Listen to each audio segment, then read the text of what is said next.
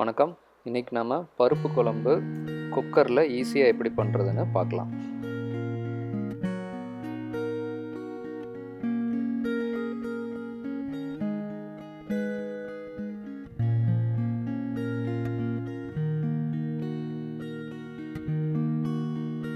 First ஒரு குக்கரில் துவரம் பருப்பு,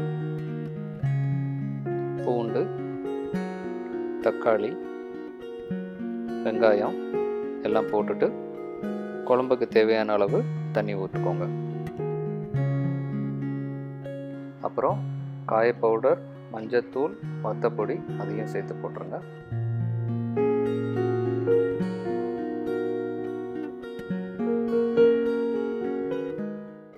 நல்லா மிக்ஸ் பண்ணிவிட்டு ஸ்டவ் ஆன் பண்ணிவிட்டு குக்கரை க்ளோஸ் பண்ணிவிடுங்க.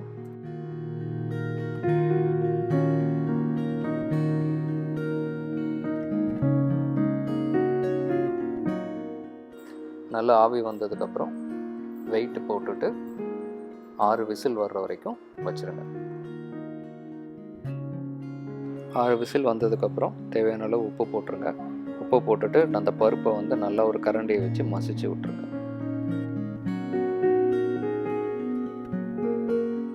இப்போ கடுகு, உளுந்தம்பருப்பு, வத்தல், ஜீரகம், கருவேப்பிலை எல்லாம் போட்டு தாளித்து எடுத்துட்டு அதை குழம்போட மிக்ஸ் பண்ணிட்டீங்கன்னா நமக்கு பருப்பு குழம்பு ரெடி.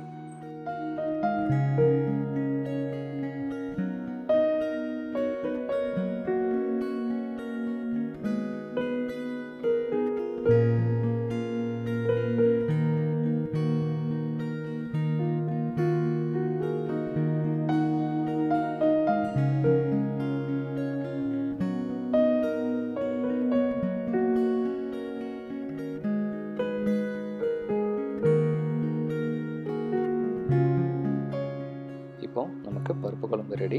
அடுத்த வீடியோவில் இதுக்கு மேட்சான ஒரு சைட் டிஷ் எப்படி பண்ணுறதுன்னு சொல்கிறேன்.